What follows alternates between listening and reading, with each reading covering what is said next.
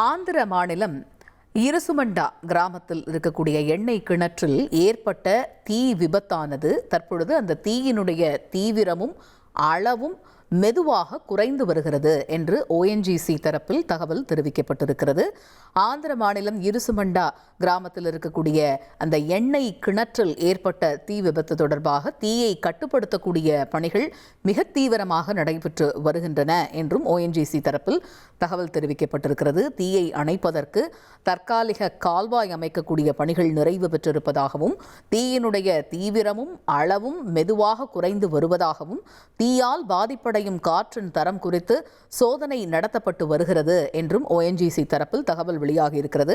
அதிக திறன் கொண்ட தீ அணைக்கக்கூடிய பம்புகளை நிறுவும் பணிகள் நடைபெற்று வருகின்றன என்றும் ONGC தரப்பில் தகவல் தெரிவிக்கப்பட்டிருக்கிறது. இனி செல்லும் இடமெல்லாம் செய்தி. தந்தி டிவியின் வாட்ஸ்அப் சேனலை ஃபாலோ பண்ணினா செல்ல இருக்கும் இடமெல்லாம் செய்தி. இதோ QR கோட் இப்பவே ஸ்கேன் பண்ணுங்க, ஃபாலோ பண்ணுங்க.